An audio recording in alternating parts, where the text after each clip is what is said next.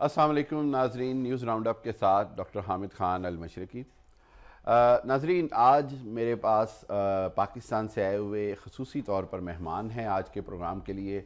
हम ये चाहेंगे कि पाकिस्तान के हालात हाज़रा के हवाले से और उनका जो एक्सपीरियंस है उसके हवाले से बात करें। बड़े मशहूर कॉलमिस्ट हैं, राइटर हैं, टीवी प्रोड्यूसर भी हैं और लाहौर रंग के डायरेक्टर भी हैं। जनाब हुमायूं सलीम साहब, thank you very much Humayun भाई, बहुत शुक्रिया आपके आने का। Welcome to Manchester ji. Thank you sir. Humayun भाई, सबसे पहले तो हमें ये बताइए कि पाकिस्तान में यहाँ पर जो ख़बरें पहुँच रही हैं कि महंगाई के हवाले से, इन्फ्लेशन के हवाले से, बेरोज़गारी के हवाले से लोग बड़े परेशान हैं, बिल्स और दूसरी चीज़ों के हवाले से जो मामलात हैं वो लोगों की पहुँच से बाहर चले गए हैं। आप क्योंकि वहाँ पे आए हैं, वहाँ से आ रहे हैं, क्या सूरत हाल आपको नज़र आ रही है और क्या आगे देख रहे हैं? देखें, इसमें कोई शक नहीं कि महंगाई बहुत है और डे बाय डे उसका ग्राफ जो है बढ़ता जा रहा है। लेकिन दूसरी तरफ ये भी देखना पड़ेगा कि दुनिया में महंगाई की क्या सूरत हाल है, क्या पोजीशन है। और बिजली के बिल वाकई बहुत ज़्यादा हैं, इसमें कोई दूसरी राय नहीं है। और किसी हद तक मैं समझता हूँ कि नाजायज़ भी हैं, उसमें जो टैक्सेस वगैरह हैं वो नाजायज़ हैं। और इस वक्त ऐसा हुआ है कि लोग जो हैं वो बिजली के बिल देने पे की हिम्मत उनकी जवाब दे चुकी है। बिल्कुल ठीक है। बदकिस्मती से हमारी जो हुकूमतें हैं वो सारा जोर जो है वो ऐसी जगह पे टैक्स कलेक्शन पे लगाते हैं जहाँ पे उन्हें आसानी हो। जहाँ पे उन्हें आसानी नहीं होती वो उधर हाथ भी नहीं डालते। तो ये आसान है कि कोई भी टैक्स डाल दिया जाए बिजली के बिल में और उसके बाद कलेक्ट कर दिया जाए। दूसरी बदकिस्मती हमारी ये है बिजली के बिलों के हवाले से कि हमने हमारे पास ज़्यादा प्लांट जो हैं वो ऐसे हैं जो फ्यूल से चलते हैं। हाइडल प्रोजेक्ट जो है बहुत कम है और हम उस पर बहुत ज़्यादा काम भी नहीं कर रहे। हालांकि अगर हमें हाइडल प्रोजेक्ट, सोलर एनर्जी, इन पे बहुत अच्छे तरीके से काम कर सकते हैं और बिजली के रेट कम कर सकते हैं। लेकिन मेरा ख्याल है कि हमारी हुकूमतों की तरजीहात में ये शामिल नहीं है। बिजली का बिल एक ऐसी चीज़ है जिससे हर घर का बजट मुतासर हो रहा है। बिल्कुल उसकी वजह से हर घर का बजट मुतासर हो रहा है और मुश्किल में है वाकई, इसमें कोई शक नहीं। बाकी महंगाई तो यहाँ भी है, वहाँ भी है, इन्फ्लेशन यहाँ भी है, वहाँ भी है। और वो day by day economy Surat hall obviously कोई इतनी अच्छी नहीं है लेकिन कुछ बेहतरी की तरफ जा रही है, इसमें भी दूसरी राय नहीं है। अभी हालिया जो कुछ नए प्रोजेक्ट 2-3 शुरू किए हैं इस्टेब्लिशमेंट ने या फ़ौज ने, आप कह लें, अगर वो कामयाब हो जाते हैं तो मेरा नहीं ख्याल कि पाकिस्तान की इकॉनमी सूरत हाल जो है वो ज़्यादा देर ख़राब रहे। जिसमें एक उन्होंने एग्रीकल्चर का किया है, कॉर्पोरेट फार्मिंग का सिलसिला शुरू किया है और जो बहुत अच्छे तरीके से जारी है। और जो बंजर ज़मीनें हैं वो काश्त करके फूड पैदा की जाएगी और इसके अलावा वो एक्सपोर्ट भी की जाएगी। बिल्कुल। फिर उसके बाद माइनिंग है। माइनिंग एक ऐसा शोबा था जिस पर तवज्जो नहीं दी जा रही थी। माइनिंग पे तवज्जो दी है। इंटरनेशनल वेंडर पाकिस्तान में आ रहे हैं जो माइनिंग के ठेके ले रहे हैं और चलाएंगे, उससे बहुत। तीसरा जो आईटी वाला प्रोजेक्ट है कि आईटी में की एक्सपोर्ट जो है वो ज़्यादा करना चाहते हैं, उसके लिए खुसूसी इक़दाम किए जा रहे हैं। बदकिस्मती से पहले ऐसे इक़दाम हुए भी नहीं थे, अब हुए हैं। तो हमें उम्मीद करनी चाहिए कि ये जो नेक्स्ट गवर्नमेंट आएगी वो भी इन्हें जारी रखेगी, ताकि अगर उसके पास भी पैसे होंगे तो वो कोई काम कर सकेगी, नहीं पैसे होंगे तो वो भी नाकाम हो जाएगी। आपने अभी बात कही नेक्स्ट गवर्नमेंट की।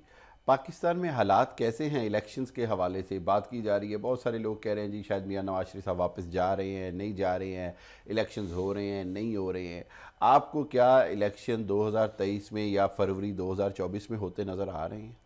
मेरा ख्याल है इलेक्शन होंगे, क्योंकि तमाम पार्टीज जो हैं वो एक पेज पे हैं इस मसले पे। इलेक्शन होंगे। इलेक्शन के बाद नवाज शरीफ का जहाँ तक सवाल है, नवाज शरीफ ने तो जाना ही था, जाके उसने उसके लिए बेहतरीन मौका अपने केस ख़त्म कराने का, चाहे वो दोबारा वापस आ जाए या वहीं रहे। केस तो सर पे बरकरार रहते हैं ना, जब अच्छा मौका होता है तब आप जाके अपने केस ख़त्म करा लेते हैं। तो हुकूमत मिलना या ना मिलना इसके बारे में मैं कुछ नहीं कह सकता। لیکن مجھے بظاہر تو کوئی ایسا سین نظر ہی نہیں آتا.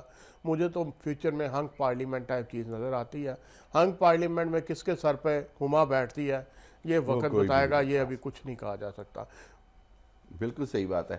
اگر ہم اس صورتحال کو اس طرح دیکھیں تو کیا آپ سمجھتے ہیں کہ پی ٹی آئی اور عمران خان صاحب کا کوئی مستقبل ہے, یا پی ٹی آئی کے بغیر ہوا الیکشن عوام قبول کرے گی؟ کیا پی ٹی آئی جس طرح کل عثمان ڈار صاحب بھی چلے گئے اور لوگ جا رہے ہیں, کیا پی ٹی آئی کا آپ کو الیکشن کے اندر پبلک پاپولیرٹی کے حساب سے فیوچر نظر آتا ہے؟ دیکھیں پاکستان میں کسی وقت کو کوئی پارٹی کبھی ختم نہیں ہوتی. 90s میں اگر آپ جائیں تو 90s کی سیاست کو آپ بھی اچھی طرح جانتے ہیں کہ 89 میں بے نظیر کی پہلی گورنمنٹ آئی, 90 میں اسے غدار کہہ کے اور کرپٹ کہہ کے اسے گھر بھیج دیا گیا, اور نواز شریف کو محب وطن کہہ کے واپس بلا لیا گیا. بالکل.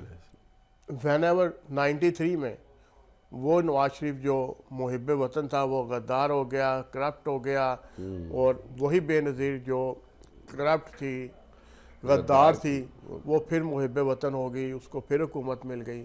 تو آپ یہ سلسلہ جو ہے 10 سال تک چلتا رہا اسی طرح ہی, کبھی اس کے پاس کبھی اس کے پاس, بال اس کی کورٹ میں کبھی بال اس کی کورٹ میں. تو میرے حساب میں نہ کوئی غدار ہے, بالکل ایسے کم از کم غدار کا غداری کا سرٹیفکیٹ جو ہے نا وہ کسی کو بھی نہیں بانٹنا چاہیے. ماضی میں بھی یہ غلط ہوتا رہا ہے, اب بھی غلط ہو, چاہے وہ عمران خان ہو چاہے وہ نواز شریف ہو, غداری کا سرٹیفکیٹ نہیں بانٹنا چاہیے. باقی عمران خان کا آبویسلی اس کی ایک سپورٹ ہے, اس میں دوسری کوئی رائے نہیں ہے کہ عمران خان کا فیوچر وہ باہر آتا ہے تو وہ دوبارہ اسٹیبلش کر سکتا ہے اسے. یہ میرا خیال ہے اس کے لیے یہ جو بندے گئے ہیں یہ اس کے لیے رحمت ثابت ہوگی زحمت کی بجائے, کیونکہ یہ تو وہ لوگ تھے جنہوں نے اسے ڈبویا ہے, اور وہی لوگ بھاگ کے گئے ہیں جنہوں نے اس کو ڈبویا ہے پہلے. تو بالکل ٹھیک ہے. تو عمران خان کا فیوچر تو بظاہر اس میں آپ نہیں کہہ سکتے کہ اس کا فیوچر ڈارک ہے.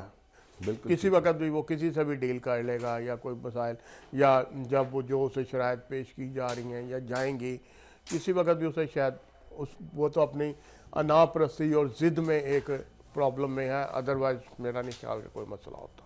بالکل صحیح بات کہی آپ نے کہ ایک حد سے زیادہ انا پرستی کی وجہ سے بڑی بھاری قیمت چکانی پڑ رہی پی ٹی آئی کو بھی اور عمران خان کو بھی.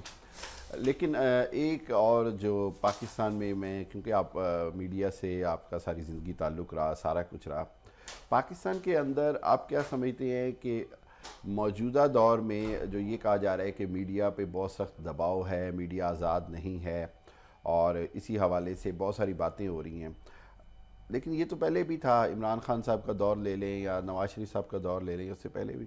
آپ آج کے دور کے میڈیا میں اور اس دور میں کیا فرق دیکھتے ہیں؟ کوئی فرق نہیں ہے جی. میڈیا میں جرنلسٹ, کوئی بھی جرنلسٹ کچھ بھی کہہ سکتا ہے, کہنے کا طریقہ ہوتا ہے. بالکل ٹھیک ہے. ٹھیک ہے نا, آپ ہر دور میں سب کچھ کہہ سکتے ہیں لیکن طریقے سے کہیں. بدقسمتی سے ہم لوگ جس وقت طریقے سے ہٹ جاتے ہیں نا اس وقت پرابلم آتی ہے. بالکل ٹھیک. طریقہ کوئی جرنلسٹک بات, جرنلسٹک فیس سے آپ بات کریں, آپ تنقید کریں. ہر دور میں تنقید ہوتی رہی ہے, آج بھی ہوتی ہے. بالکل ٹھیک ہے. پہلے بھی ہوتی تھی, لیکن جب آپ حد سے بڑھ جاتے ہیں, لمٹ کراس کر جاتے ہیں تو پرابلم تو ہوگی. بدقسمتی یہ ہے کہ آپ جس چیز کو کہہ رہے ہیں نا اس کا ذمہ دار ہم شاید خود ہیں, جرنلسٹ کمیونٹی خود ہے. آج تک ہم اپنے کسی ضابطہ اخلاق پہ عمل نہیں کر سکے, بنا ہی نہیں سکے. ساری دنیا میں ہر جرنلسٹ کے لیے ایک ضابطہ اخلاق ہوتا ہے. اس ضابطہ اخلاق میں رہتے ہوئے وہ تنقید بھی کرتے ہیں, تعریف بھی کرتے ہیں, اور گورنمنٹ کو یا کسی ادارے کو کوئی پرابلم نہیں ہوتی. ہم اس ضابطہ اخلاق سے ہٹ چکے ہیں, ہم اس کسی بھی ضابطہ اخلاق میں ہیں ہی نہیں. اس وجہ سے ہمیں پرابلم آتی ہے. کبھی ہم عدلیہ کے خلاف کہہ دیتے ہیں, حالانکہ ایک زمانہ تھا, مجھے یاد ہے کہ جب ہم نے جرنلزم شروع کی تو ہمارے استاد بتاتے تھے کہ عدلیہ, اللہ میاں اور امریکہ کے خلاف آپ نے کچھ نہیں کہنا. بالکل ہے. ٹرپل اے ان کے خلاف آپ نے کچھ نہیں کہنا. بالکل. تو جو ہے اب عدلیہ کے خلاف, اب آپ عدلیہ کے خلاف بھی کہتے ہیں, اللہ میاں کے خلاف بھی کہتے ہیں, امریکہ کے خلاف. تو امریکہ تو خیر چھوڑ دینا, اب تو ڈبل اے رہ گیا نا. ٹھیک ہے نا جی, ڈبل اے رہ گیا. تو وہ ڈبل اے جو ہے وہ اگر آپ اس میں جائیں گے تو پرابلم ہوگی. عدلیہ دنیا میں کسی جگہ پہ عدلیہ پہ تنقید اس طرح نہیں ہوتی کہ آپ سوشل میڈیا پہ حاضر سروس چیف جسٹس کی ماں بہن ایک کر رہے ہیں, بالکل حاضر سروس چیف جسٹس کے خلاف پوسٹیں لگا رہے ہیں.